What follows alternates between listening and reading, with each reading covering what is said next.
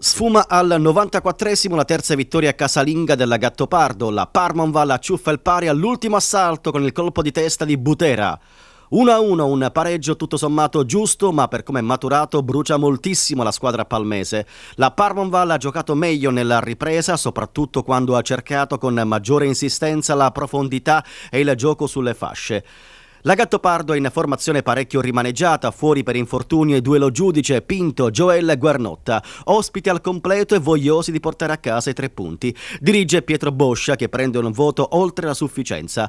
Ricordato con un minuto di silenzio la scomparsa dell'ex presidente della Gattopardo Gioacchino Catania, papà dell'attuale patron gialloblu Salvatore Catania. Poi la partita, subito bella ed avvincente, giocata a viso aperto da entrambe le formazioni. I due allenatori, Balsam e Tarantino, seguono la partita dalla tribuna perché squalificati. Si gioca prevalentemente a centrocampo, nessun tiro in porta nei primi 10 minuti. La fase di studio viene interrotta da un lampo di genio del giovanissimo talento della Gattopardo Zarbo, che al 15° realizza così l'1-0. Un gol bellissimo che merita di essere rivisto. Trovato il vantaggio, la Gattopardo aspetta la Parmonval per colpirla di rimessa. I biancoazzurri provano a reagire, alzano il baricentro, ma non riescono ad azzeccare il passaggio vincente. Mineo e Ferrante si danno un grande affare, ma il risultato non cambia. La Parmonval comunque aumenta l'intensità della manovra e mette paura alla retroguardia palmese. Prima della fine del primo tempo, in contropiede la Gattopardo va vicino al raddoppio. Valenza per Sorce, primo tiro sulla traversa e il secondo fuori clamorosamente.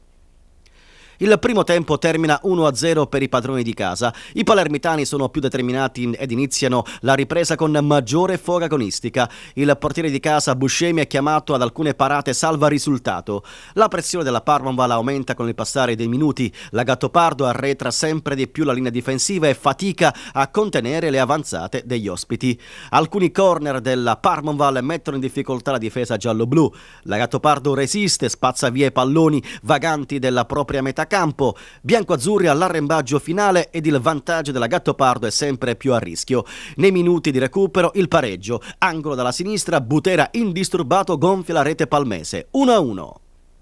Poi non c'è più tempo e la Gattopardo si morde le mani per una vittoria gettata al vento.